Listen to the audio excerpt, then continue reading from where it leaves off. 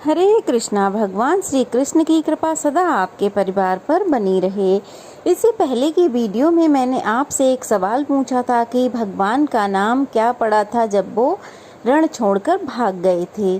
तो इसका सही जवाब है, उनका नाम पड़ा था रणछोड़ दास। आप सुनिए आगे की कथा, जिसमें नरकासुर के महल में जो रत्न थे उन्हें भी भगवान ने अपने अधिकार में कर लिया। अंतःपुर में जाकर उन्होंने 16,100 कन्याएं देखीं, 4 दांत वाले 6,000 हाथी और काम्बोज देश के 30 लाख घोड़े भी देखे। श्री गोविंद ने उन कन्याओं, घोड़ों और हाथियों को द्वारकापुरी भेज दिया। वरुण के छत्र और मणि पर्वत पर भी उनकी दृष्टि पड़ी। उन्हें भगवान ने पक्षीराज गरुड़ पर रख लिया और फिर स्वयं सत्यभामा के साथ गरुड़ पर सवार होकर अदिति को कुंडल देने के लिए स्वर्ग लोक में गए। वरुण के सहित छत्र लिए, रत्न और कुंडल लिए, सत्यभामा सहित श्री कृष्ण को पीठ पर बिठाकर गरुड़ जी मौज से चले जा रहे थे। स्वर्ग के द्वार पर पहुंचकर श्री कृष्ण ने शंख बजाया। शंख की आवाज सुनकर सभी देवता अर्घ पात्र साथ में लिए भगवान की सेवा में उपस्थित हो गए। उनके द्वारा पूजित होने पर भगवान श्री कृष्ण देव माता अदिति के महल में चले गए। वह भव्य भवन श्वेत बादलों के समान सुंदर और पर्वत शिखर के समान ऊंचा था। महल में प्रवेश करते ही भगवान ने देवी अदिति को देखा और इंद्र सहित उनके चरणों में प्रणाम किया। फिर दोनों दिव्य कुंडल उन्हें अर्पित कर दिए और नरकासुर के मारे जाने का समाचार भी उन्हें सुनाया। इससे जगत की माता अदिति को बड़ी प्रसन्नता हुई। फिर उन्होंने भगवान में मन लगाकर उनका इस प्रकार स्तवन किया। जगन माता अदिति कहने लगी, भक्तों को सुख देने वाले हे कमल नयन परमेश्वर, आपको नमस्कार है। आप सनातन आत्मा, परमात्मा, भूत आत्मा और भूत भावन हैं। मन, बुद्धि और इंद्रियों के प्रेरक हैं। हे सुरश्रेष्ठ, आप श्वेत, दीर्घ आदि संपूर्ण कल्पनाओं से रहित हैं। जन्म आदि विकारों से पृथक हैं और स्वप्न आदि तीनों अवस्थाओं से परे हैं। आपको नमस्कार है हे अच्युत। संध्या, रात्रि, दिन, भूमि, आकाश, वायु, जल, अग्नि, मन, बुद्धि और अहंकार सब कुछ आप ही हैं।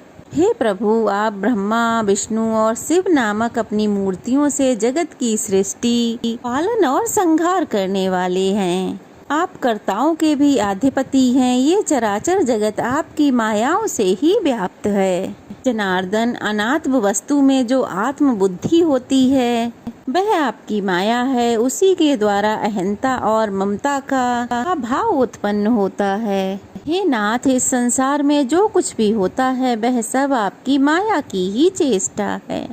भगवान, जो मनुष्य धर्म में तत्पर होकर निरंतर आपकी आराधना करते हैं वे अपनी मुक्ति के लिए इन सारी माया को तर जाते हैं। ब्रह्मा आदि संपूर्ण देवता, मनुष्य और पशु, ये सब भी श्री विष्णु माया के महान भंवर में पड़े हुए मोह के अंधकार से घिरे हुए हैं। भगवान, जो आपकी आराधना करके भोगों को प्राप्त करना चाहते हैं वे आपकी ही माया द्वारा बंधे हुए हैं।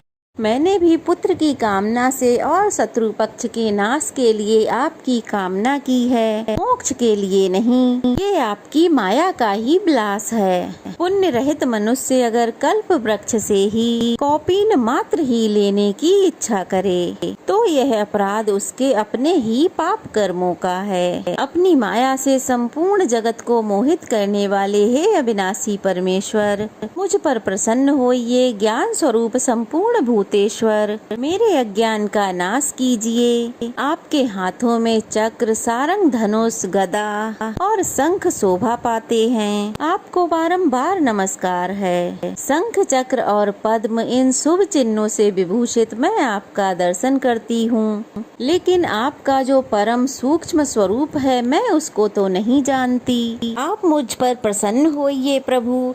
देव माता अदिति के इस प्रकार स्तुति किए जाने पर पर भगवान श्री कृष्ण हंसकर बोले, देवी आप हम सब लोगों की माता हैं, इसलिए आप ही प्रसन्न होकर हमें वरदान दीजिए। अदिति बोली, एवं अस्तु हे नरश्रेष्ठ, जैसी आपकी इच्छा है मैं वही करूंगी। आप मर्त्यलोक में संपूर्ण देवताओं और असुरों से अजय होंगे। इसके बाद सत्यभामा ने इंद्राणी सहित अदिति को प्रणाम किया और कहा, देवी आप मुझ पर भी प्रसन्न हो। अदिति ने कहा, सुब्रू मेरी कृपा से तुम्हें वृद्धावस्था और कुरूपता कभी नहीं छू सकेगी, तुम्हारी संपूर्ण कामनाएं सिद्ध होंगी।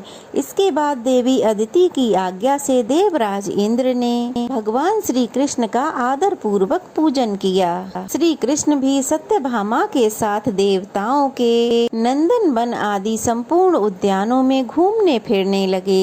एक स्थान पर भगवान श्री कृष्ण ने पारिजात का वृक्ष देखा, जो परम सुगंधित मंजरियों से सुशोभित, शीतलता और प्रसन्नता देने वाला, ताम्र वर्ण के पल्लवों से अलंकृत और स्वर्ण के समान कांतिवान था। अमृत के लिए समुद्र का मंथन होते समय वह वृक्ष प्रकट हुआ था। उसे देखकर सत्यभामा ने श्री गोविंद से कहा, हे नाथ, इस वृक्ष को आप द्वारका क्यों नहीं ले चलते? आप कहते हैं कि सत्यभामा मुझे बड़ी प्रिय है। अगर यह बात सत्य हो तो मेरे घर के आंगन की शोभा बढ़ाने के लिए इस वृक्ष को अवश्य ही ले चलिए। सत्यभामा के ऐसा कहने पर भगवान श्री कृष्ण ने पारिजात को गरुड़ पर रख लिया। यह देखकर वन के रक्षकों ने कहा, महाराज, देवराज की रानी जो सची हैं, उनका ही इस पारिजात पर अधिकार है। आप उनके इस प्रिय वृक्ष को मत ले जाइए। देवताओं ने अमृत मंथन के समय महारानी सची को विभूषित करने के लिए ही इस वृक्ष को प्रकट किया था। आप इसे लेकर कुशलता पूर्वक नहीं जा सकते। आप अज्ञान बस ही इसे ले जाने की इच्छा करते हैं। भला इस पारिजात को लेकर कौन कुशलता से जा सकता है? देवराज इंद्र इसका बदला लेने के लिए अवश्य आएंगे। जब वे हाथ में वज्र लेकर आगे बढ़ेंगे तो संपूर्ण देवता भी उनका साथ देंगे। इसलिए संपूर्ण देवताओं के साथ आपको विवाद करने से भला क्या लाभ? हे अच्युत, जिस कार्य का परिणाम कटु हो उसकी विद्वान पुरुष कभी कामना नहीं करते। वन रक्षकों के ऐसा कहने पर सत्यभामा देवी अत्यंत क्रोधित होकर बोली, सची हो या देवराज इंद्र, इस पारिजात को लेने वाले कौन होते हैं? अगर यह समुद्र मंथन के समय समुद्र से निकला है तो इस पर संपूर्ण लोगों का समान अधिकार है। इसे इंद्र अकेले कैसे ले सकते हैं? अगर अपने पति की भुजाओं का अधिक बल होने के कारण सची इस वृक्ष को रोकती हैं, तो तुम लोग शीघ्र ही सची के पास जाकर मेरी यह बात कह दो कि सत्यभामा अपने पति पर गर्व करके धृष्टता पूर्वक कहती है कि अगर तुम अपने पति को अत्यंत प्रिय हो तो पारिजात वृक्ष को ले जाते हुए मेरे पति को अपने पति द्वारा रोक कर दिखाओ। यह सुनकर रक्षकों ने सत्यभामा की द्वारा कही गई सारी बातें सची के पास जाकर ज्यों की त्यों सुना दी। सची ने भी अपने स्वामी देवराज इंद्र को युद्ध के लिए उत्साहित किया। तब देवराज इंद्र संपूर्ण देवताओं की सेना साथ लिए पारिजात वृक्ष के लिए भगवान श्री कृष्ण से युद्ध करने के लिए तत्पर हुए। जब इंद्र हाथ में वज्र लेकर युद्ध करने को खड़े हुए तब समस्त देवता भी परिग, खड्ग, गदा और शूल आदि आयुधों के साथ तैयार हो गए। भगवान मधुसूदन ने देखा इंद्र सभी देवताओं के साथ ऐरावत पर सवार होकर युद्ध के लिए उपस्थित हैं। तब उन्होंने 5 जन्य शंख बजाया। उसकी ध्वनि से संपूर्ण दिशाएं गूंज उठी। साथ ही उन्होंने सहस्त्रों और लाखों बाणों की वर्षा आरंभ कर दी। उन बाणों से संपूर्ण दिशाएं और आकाश ढक गए। यह देखकर सभी देवता भी अनेक प्रकार के अस्त्र शस्त्रों की वर्षा करने लगे। संपूर्ण विश्व के स्वामी भगवान मधुसूदन ने देवताओं के द्वारा छोड़े गए अस्त्र शस्त्रों के एक ही क्षण में टुकड़े टुकड़े कर डाले। पक्षीराज गरुड़ ने वरुण के पास को खींच लिया और छोटे छोटे सांपों के शरीर की तरह उसके टुकड़े टुकड़े कर डाले। भगवान देवकी नंदन ने यम के द्वारा चलाए गए दंड को गदा की मार से टुकड़े टुकड़े कर डाले। कुबेर की सिमिका को चक्र से टुकड़े टुकड़े करके काट डाला। सूर्य और चंद्रमा उनकी दृष्टि पड़ते ही अपना तेज और प्रभाव खो बैठे। अग्निदेव के टुकड़े टुकड़े हो गए। 8 वसुओं ने भगवान के मार की चोट खाकर 8 दिशाओं की शरण ली। 11 रुद्र भी धराशाही हो गए। उनके त्रिशूलों के अग्रभाग चक्र की धार से छिन्न भिन्न हो गए। साध्य, विश्वदेव और मरुतगण और गंधर्व सारंग धनुषधारी भगवान श्री कृष्ण के बाणों से आहत होकर सेमर की रुई के समान आकाश में उड़ने लगे।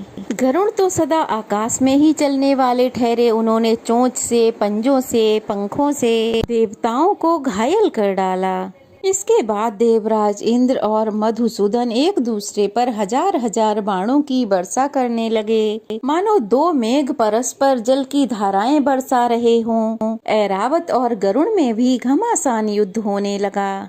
जब सब प्रकार के अस्त्र शस्त्र कटकर गिर गए, तब श्री कृष्ण ने सुदर्शन चक्र और इंद्र ने वज्र हाथ में ले लिया। उन दोनों को वज्र और सुदर्शन चक्र हाथ में लिया देख संपूर्ण त्रिलोक में त्राहि त्राहि मच गई। आखिरकार देवराज इंद्र ने वज्र को चला ही दिया, लेकिन भगवान श्री कृष्ण ने उसे हाथ में पकड़ लिया। उन्होंने अपना चक्र नहीं छोड़ा, बस केवल इतना ही कहा, खड़ा रह, खड़ा रह। देवराज का वज्र व्यर्थ हो गया और उनके वाहन को गरुड़ ने छत बिछित कर डाला। इसलिए वे रणभूमि से भागने लगे। उस समय सत्यभामा ने कहा, आप तो महारानी सची के पति हैं, आपका युद्ध से भागना उचित नहीं है। पारिजात के पुष्पों के हार से सुशोभित और प्रेम पूर्वक आई हुई सची को यदि आप पहले की तरह विजयी होते नहीं देखेंगे तो आपके लिए यह देवराज का पद कैसा लगेगा। इंद्र, अब अधिक प्रयास करने की जरूरत नहीं है, लज्जा का अनुभव ना करें। अब आप यह पारिजात ले जाइए, जिससे देवताओं की पीड़ा दूर हो जाए। मैं आपके घर गई थी, किंतु सची ने पति के गर्भ से उन्मत्त होकर मुझे आदर के साथ नहीं देखा, और मैं भी स्त्री ही ठहरी। मुझे भी अपने पति पर गर्व है, तथा स्त्री होने के कारण मेरा चित्त भी अधिक गंभीर नहीं है। इसीलिए मैंने आपके साथ युद्ध ठान दिया। ये पारिजात दूसरे का धन है, इसका अपहरण करने से मुझे कोई लाभ नहीं होगा। सत्यभामा के ऐसे कहने से देवराज इंद्र लौट आए और बोले, माननीय, खेद को और अधिक बढ़ाने से क्या लाभ। जो संपूर्ण जगत की सृष्टि, पालन और संहार करने वाले हैं, उन विश्व रूपधारी परमेश्वर से युद्ध में हार जाने से भी मुझे लज्जा नहीं आती। हे देवी, जिनका आदि अंत और मध्य नहीं है, जिनमें संपूर्ण जगत की स्थिति है, जिनसे जिसकी उत्पत्ति हुई है, और जिन सर्वभूतमय परमेश्वर से ही इसका संहार होगा, उन सृष्टि, पालन और संहार के कारणभूत परमात्मा से परास्त होने पर मुझे भला लज्जा क्यों होने लगी। जिनकी अत्यंत सूक्ष्म और अल्प मूर्ति को, जो संपूर्ण जगत की जननी है, सब वेदों के ज्ञाता होने पर भी दूसरे मनुष्य जान नहीं पाते, जो स्वेच्छा से ही सदा जगत का उपकार किया करते हैं, उन अजन्मा, अकर्ता और सबके आदिभूत, उन सनातन परमेश्वर को जीतने में भला कौन समर्थ हो सकता है। व्यास जी कहते हैं, देवराज इंद्र के इस प्रकार स्तुति करने पर भगवान श्री कृष्ण ने गंभीर भाव से हंसकर कहा, हे जगतपते, आप देवराज इंद्र हैं और हम मनुष्य हैं। आपको मेरे द्वारा किया गया यह अपराध क्षमा कर देना चाहिए। ये रहा आपका पारिजात वृक्ष, इसे अपने योग्य स्थान पर ले जाइए। हे इंद्र, मैंने तो सत्यभामा की बात रखने को इसे ले लिया था। आपने मेरे ऊपर जो वज्र चलाया था उसे भी ले लीजिए। ये शत्रु संहारक अस्त्र आपका ही है, इस पर केवल आपका ही अधिकार है। तब देवराज इंद्र कहने लगे, प्रभु, मैं मनुष्य हूँ, ऐसा कहकर आप मुझे क्यों मोह में डाल रहे हैं। भगवान, हम तो आपके सूक्ष्म सगुन इस शरीर को ही जानते हैं, आपके सूक्ष्म स्वरूप का ज्ञान हमें नहीं है। हे जगन्नाथ, आप जो कोई भी हो, इस समय जगत की रक्षा में तत्पर हैं। असुर सूदन, आप संसार का कंटक दूर कर रहे हैं। हे श्री कृष्ण, ये पारिजात आप द्वारिकापुरी को ले जाइए। जब आप मर्त्यलोक छोड़ देंगे तब यह पृथ्वी पर नहीं रहेगा। तब बहुत अच्छा कहकर भगवान श्री कृष्ण भूलोक में चले आए। उस समय सिद्ध गंधर्व ऋषि महर्षि उनकी स्तुति कर रहे थे। उत्तम पारिजात वृक्ष लेकर श्री कृष्ण सहसा द्वारिकापुरी के ऊपर जा पहुँचे। उन्होंने शंख बजाकर द्वारिका वासियों के हृदय में हर्ष भर दिया। फिर सत्यभामा के साथ गरुड़ से उतरकर पारिजात को उनके आंगन में लगाया। उसके नीचे जाने पर सब लोगों को अपने पूर्व जन्म की बातें याद आ जाती थीं। उसके फूलों की सुगंध से 12 कोस तक की पृथ्वी सुगंधित रहती थी। संपूर्ण यादवों ने उस वृक्ष के पास जाकर जब अपना मुख देखा तब उन्होंने अपने को अमानव देवता तुल्य पाया। इससे आगे का वृतांत आप सभी अगले अध्याय में जरूर सुनिएगा। आज की कथा यहीं तक। कैसी लगी कमेंट बॉक्स में जरूर बताइएगा। अच्छी लगी हो तो वीडियो को लाइक कीजिए, शेयर कीजिए, ढेर सारा प्यार और आशीर्वाद दीजिए। अगर नए हैं तो प्लीज़ जल्दी से चैनल को सब्सक्राइब कर लीजिए।